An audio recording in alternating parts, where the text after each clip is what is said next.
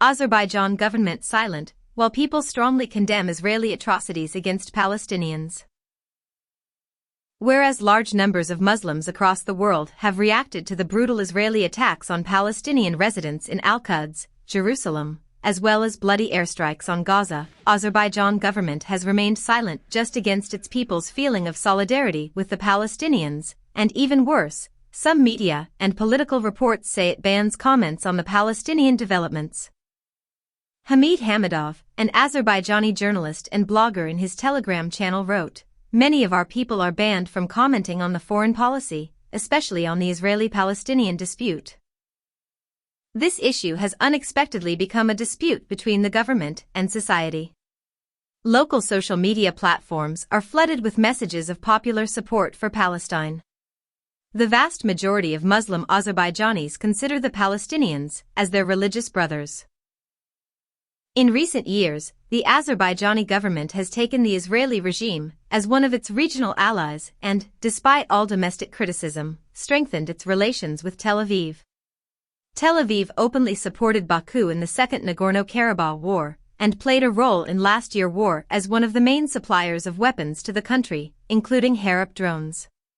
In addition to the Nagorno-Karabakh War cooperation, there is a drone factory in Baku built in collaboration with Israeli defense companies.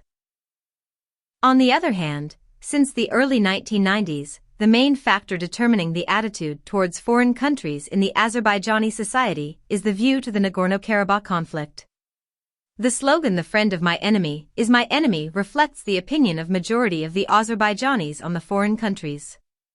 This issue, due to the close relations between the Armenian government and the Israeli government, has further caused the Baku government to be silent about the crimes and occupation of the Israelis in the Palestinian developments. Karabakh crisis and the Baku strategic alliance with the Israelis.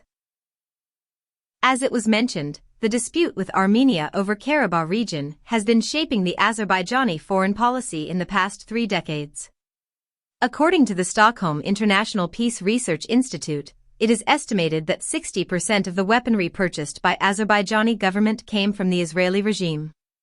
In reciprocation, Baku provides 40% of the Israeli oil imports, delivered through the Turkish Ceyhan port on the Mediterranean coast.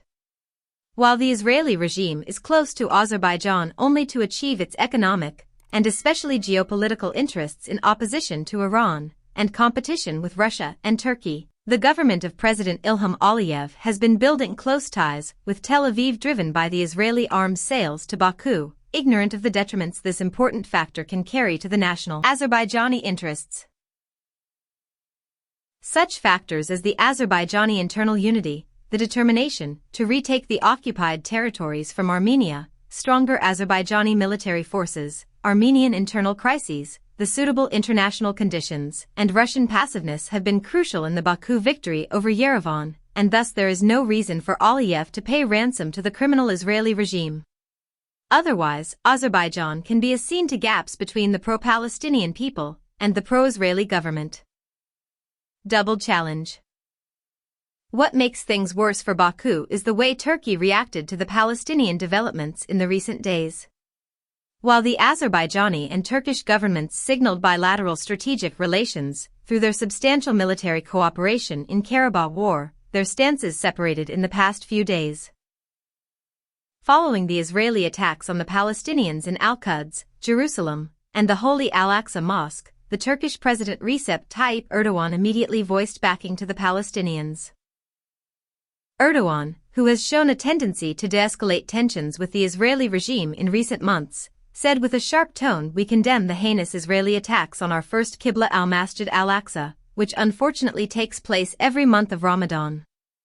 We as Turkey in any case, will stand by our Palestinian brothers and sisters."